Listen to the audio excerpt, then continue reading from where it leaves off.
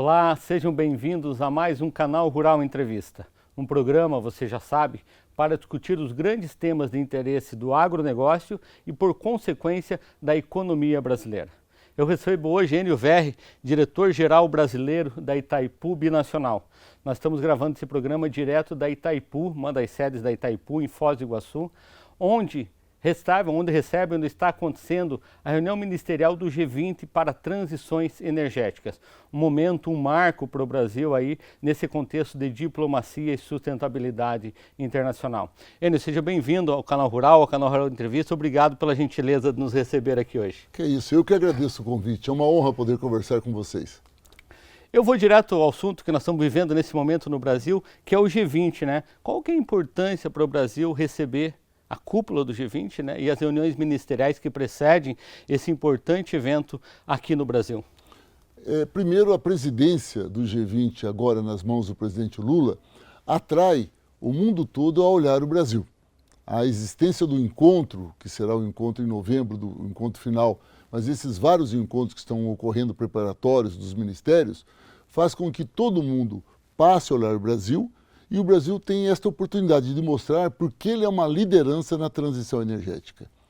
A vantagem de nós sermos aqui um país onde 70% da produção de energia é hidráulica, onde temos a produção de energia limpa como eólica, fotovoltaica, crescendo muito, nos faz um líder de tecnologia e de produção de energia limpa e barata, exatamente no momento que a humanidade cobra isso daí. Portanto, a realização do G20, ele atrai para o nosso país, primeiro, e nos dá a liderança nessa política de transição que tanta gente fala, também, ao mesmo tempo, um momento de análise da crise climática, porque isso também é pauta direta da G20. O G20, ao tratar de economia, não há mais como separar a pauta econômica do que nós estamos vivendo na questão do clima e mesmo na necessidade da transição energética dentro da crise climática. Portanto, é um momento muito rico para o país, aproveitando-se do momento de crise para mostrar que ele possui grandes alternativas, tanto na inovação tecnológica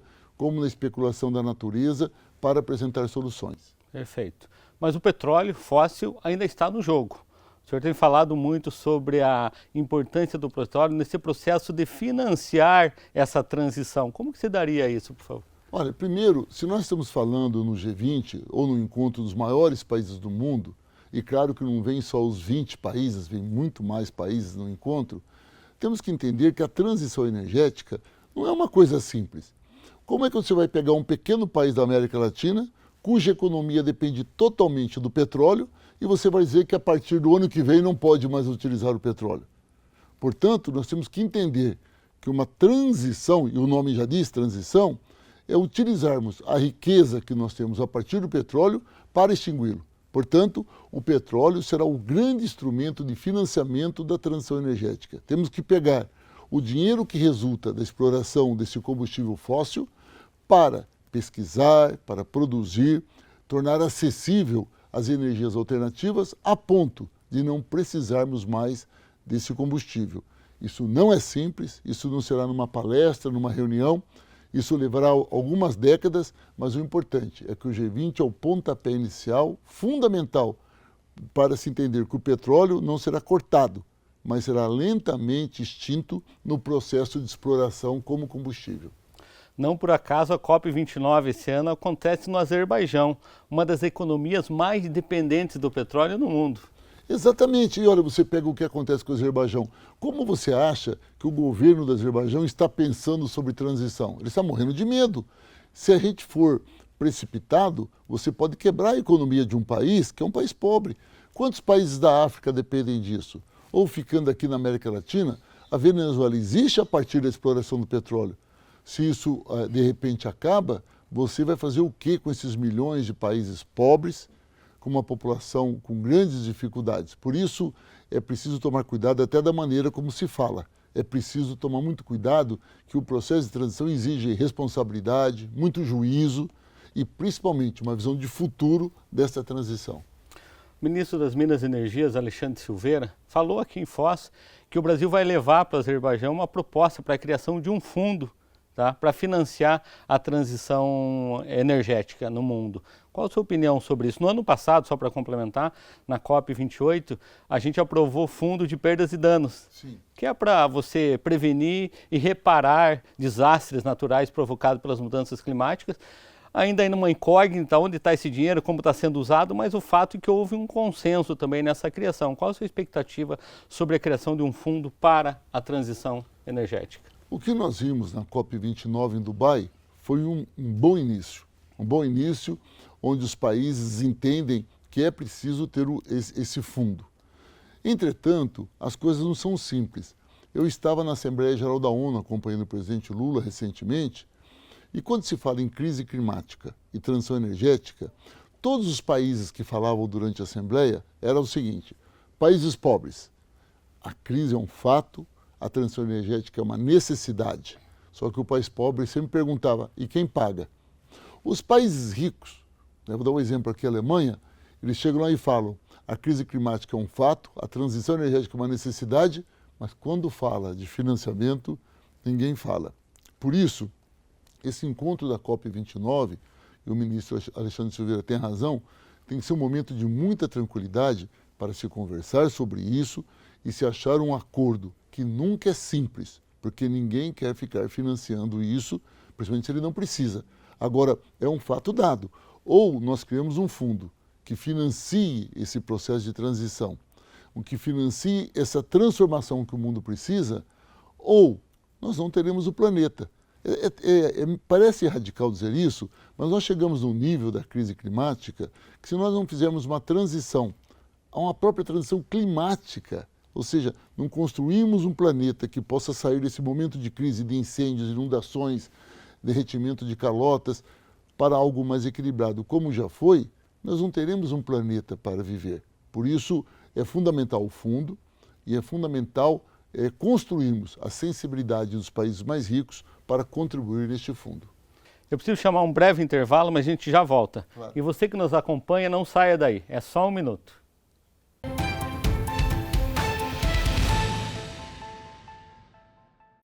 Olá, estamos de volta com o canal Rural Entrevista. Lembrando, recebendo aqui Enio Verri, diretor-geral brasileiro da Itaipu Binacional. Enio, Itaipu completando aí 50 anos de tratado e 40 anos de geração de energia. O que eu quero trazer um pouco é esse mundo agro, tá? Falar com o público bastante forte aí do canal Rural também.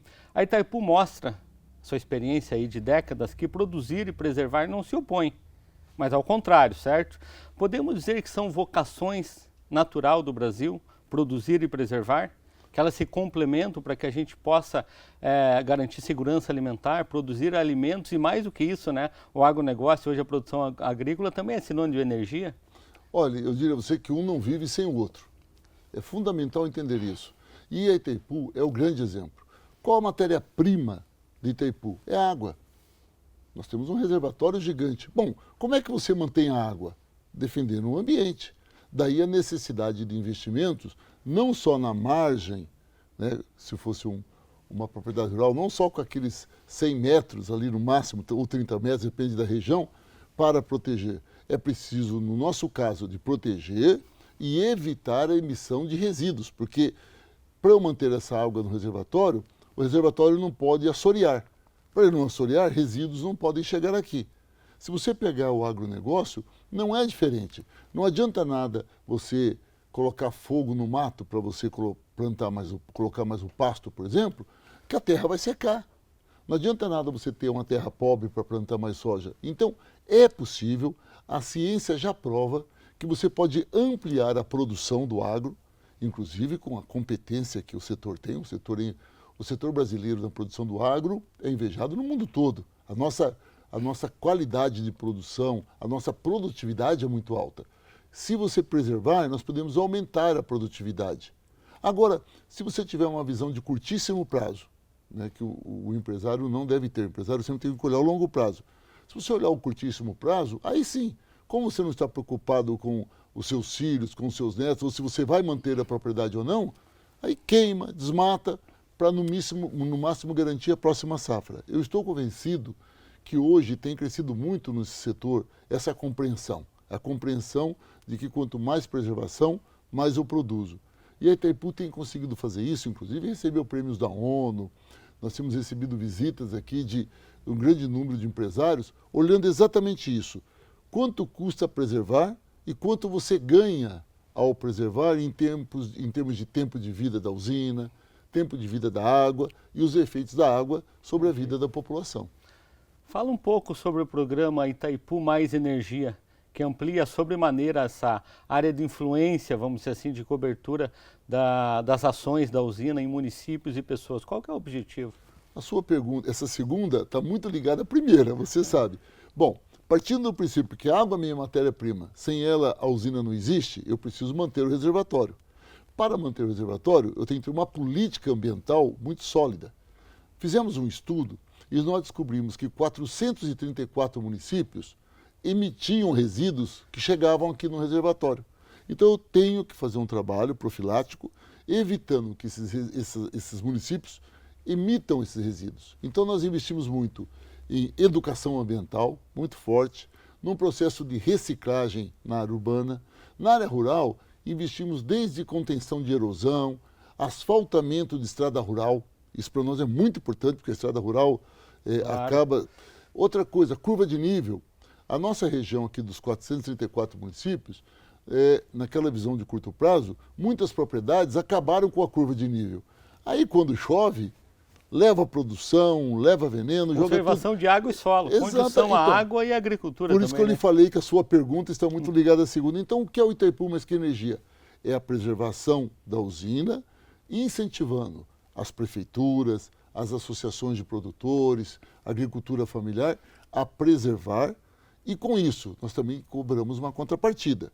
Nós realmente financiamos a fundo perdido, não cobramos dinheiro para o município fazer isso. Curva de nível, estrada... Tem as nascentes também, um trabalho muito importante. Isso, mas em troca nós exigimos uma contrapartida, proteção das nascentes.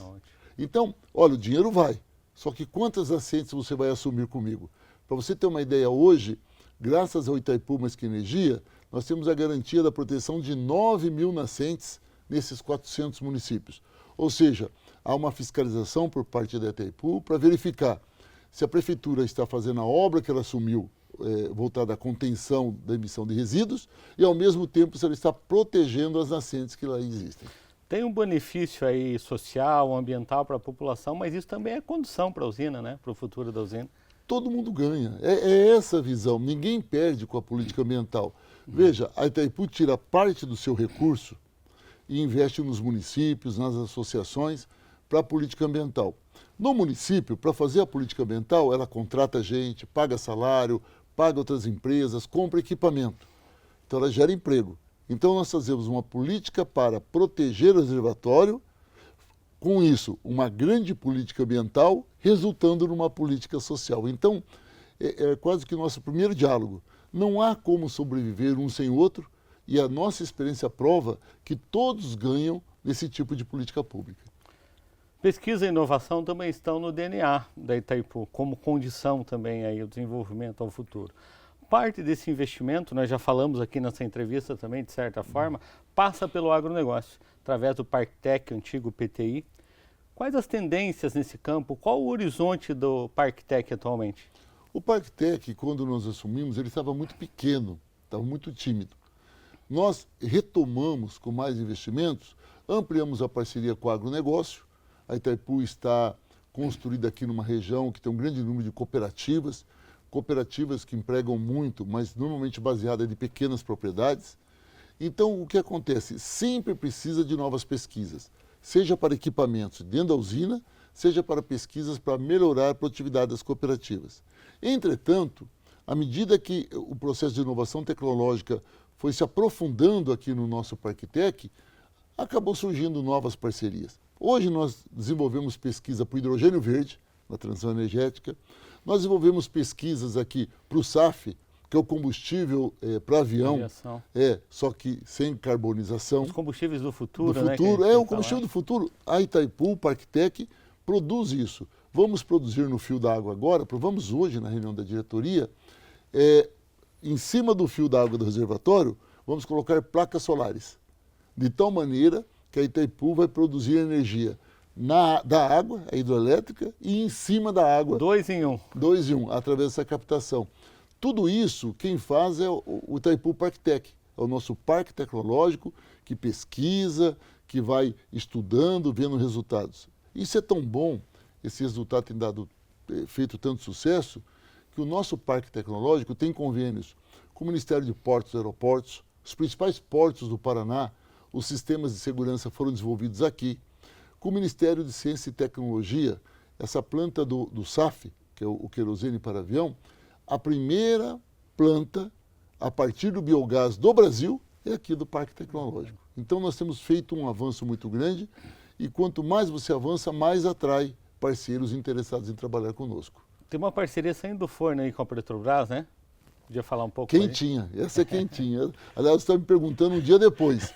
Foi ontem que nós tivemos essa reunião com a presidente Magda, com a sua equipe técnica, e a Petrobras tem um laboratório muito grande, mas sempre demanda outros investimentos. A presidente Magda conheceu o Itaipu Parktec junto com seus diretores, teve um diálogo muito bom com o pessoal e só da reunião de ontem nós já temos aí programado mais 5 ou 6 convênios Itaipu-Petrobras. Ou seja, 2 marcas muito respeitadas no Brasil e no mundo, 2 marcas que marcam um processo econômico e estamos caminhando para que essa marca seja uma só no que se refere à pesquisa. Além de outra coisa nova, que é o CEPEL. O CEPEL é um centro de pesquisa muito importante que estava com a Eletrobras. O CEPEL agora também passa, nós estamos na negociação agora, vai passar também para o Itaipu Parktec. Todo o processo de economia, todo o Procel, né, que é aquele programa de eficiência energética, vai também ser construído a partir do Itaipu Parktec. Marcas fortes, parcerias fortes, produtos fortes para a sociedade. E o resultado para a sociedade, que é uma prestação de serviço barata, porque é público, e de qualidade. Muitas vezes vão buscar soluções milagrosas e milionárias lá fora, e muitas vezes ela está aqui dentro de casa. Infelizmente, aí eu acho que nós temos um pouco de culpa disso, porque nem mesmo aqui no Paraná, onde estamos localizados, nem todos conhecem o que é o Itaipu Parktec e o seu papel. E não tem por que ficar fazendo muita propaganda, mas nós esperamos que eventos como esse do nosso bate-papo, do G20, dos grandes encontros, mais parceiros surjam e vão descobrir que é possível fazer boas parcerias conosco no nosso Instituto de Inovação, de Pesquisa e, ao mesmo tempo, conseguem produzir algo bom e barato para a nossa população.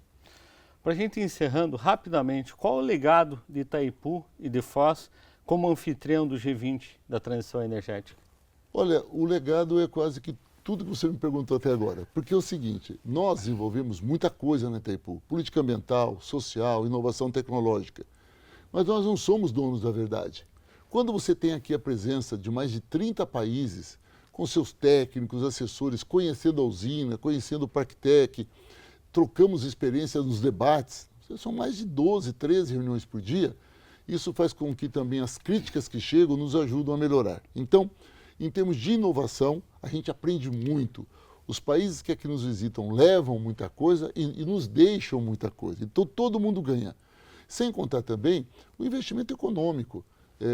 A previsão aqui da Sociedade de Foz do Iguaçu, que essa semana só em hotéis e restaurantes passa da casa de 18 milhões de reais de investimentos. Então, tem um investimento local, mas principalmente tem a visão do investimento estruturante que atinge todos os países que estão aqui representados.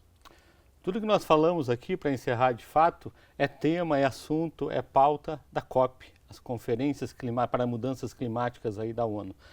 Qual a expectativa da Itaipu? Como que a Itaipu pode contribuir com o Brasil e com a COP29 agora no Azerbaijão e já olhando a COP30 aqui no Pará, no estado do Pará, no norte do Brasil? É a verdade que nós estamos olhando a COP29, mas com o olho na COP30. Nós conversamos lá em Dubai também, na COP28. E a COP do Azerbaijão, para nós, é muito importante por conta do Fundo para a Transição Climática, da crise que vivemos, por conta de uma análise do que é viver a realidade de um país pobre como é o Azerbaijão e todas as dificuldades de um país que produz petróleo em pleno debate de transição energética. Então, nós vamos aprender muito lá. Mas o que nós estamos, enquanto Itaipu, preparados mesmo, é para a COP30. A COP30 ela tem nos tirado uma atenção, primeiro, para a apresentação de trabalhos, do que a Itaipu desenvolve aqui, das parcerias que nós temos para mostrar para o resto do mundo. Isso para nós é muito importante. Um segundo ponto é o investimento que a Itaipu faz na infraestrutura do encontro. Não é segredo para ninguém, a Itaipu está investindo 1 bilhão e 300 milhões de reais na área ambiental, na área sanitária, na área de resíduos sólidos, preparando Belém para ser a capital do mundo nessa política ambiental. É um investimento bastante alto, mas entendemos que ele traz um resultado muito importante. Por que ele traz? Porque aí é o ponto principal que eu vou chamar de terceiro, mas é o primeiro. O mundo vai olhar o Brasil a partir de uma realidade da Amazônia. Isso é importante. Fala-se tanto na Amazônia, da importância de manter a Amazônia, mas quem mantém? Quem participa desse processo além do governo brasileiro? É importante, então, que os líderes mundiais conheçam o que é a floresta amazônica, as dificuldades da população que lá mora e, principalmente, a partir da realidade da Amazônia, que projeto de planeta nós podemos ter nesse momento de crise. Então, nesses 3 pontos, a nossa expectativa é muito grande. O presidente Lula tem uma expectativa, tanto que ele foi pressionado para transferir a COP30 para o Rio, e ele manteve em Belém, porque ele julga absolutamente necessário que os grandes líderes mundiais conheçam a floresta amazônica. É um palco temático, né, para essa discussão. Para o mundo. Exatamente. Excelente entrevista, excelente conversa. Estamos chegando ao fim de mais um Canal Rural Entrevista. Eu quero agradecer a Enio Verri, diretor-geral brasileiro da Itaipu Binacional, por nos receber aqui na sua casa em Foz do Iguaçu. Eu que agradeço o convite mais uma vez, é um prazer discutir com vocês. Espero conversarmos outras vezes a partir agora da COP29, da COP30. E, claro, para o agro temos também o encontro do BRICS, né, que será o ano que vem. O Brasil vai ser também, a presidência do BRICS estará nas mãos do presidente Lula. E será um momento muito importante, porque vamos discutir financiamentos, taxas, que são tão importantes para o agro. Perfeito. Obrigado a todos e você que nos acompanha, conte sempre com o Canal Rural.